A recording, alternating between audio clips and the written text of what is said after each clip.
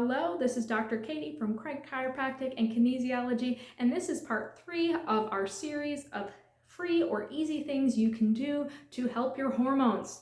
Now, while this is directly targeting women, this is still applicable for men as well, but particularly for the ladies dealing with hormonal imbalance, chronic stress. Okay, I want to talk about the importance of hydration. We as a society in America are generally dehydrated and are not drinking enough water. I know that there are the few people here and there that drink way too much, and there are dangers of over drinking water, but I want to assure you that that's pretty rare and far and few in between. Most people are not drinking nearly enough water. Now, I get asked, how much water should I be drinking during the day?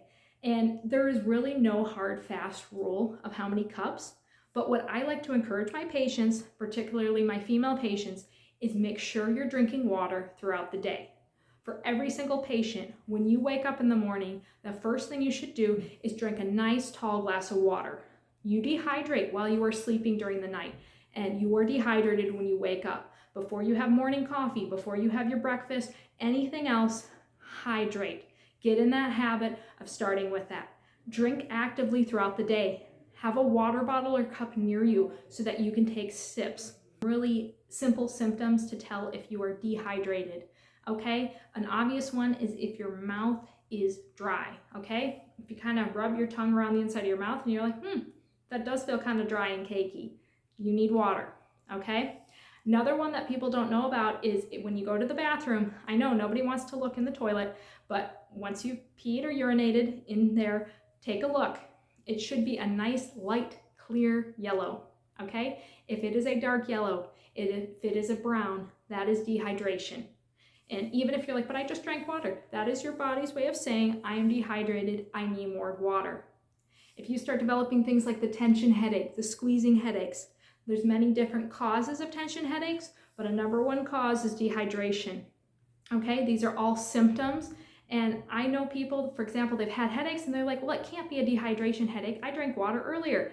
If your body is telling you, listen to it and drink more.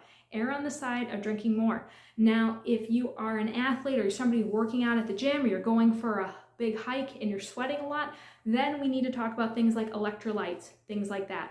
In those situations, if we're doing excessive sweating, you might even want to add something like Himalayan salt or something to your water to give you a little bit more, or look into a nice natural electrolyte pack, okay? But for the general average female, average patient, plenty of water throughout the day. Make sure you're drinking. Chances are you're probably not drinking enough. If you have kids, make it a game. Have everybody have a water bottle and everyone just check in on each other every hour. Let's all take a sip, okay?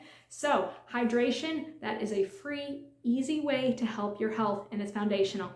All right, stay tuned for our future parts of this series.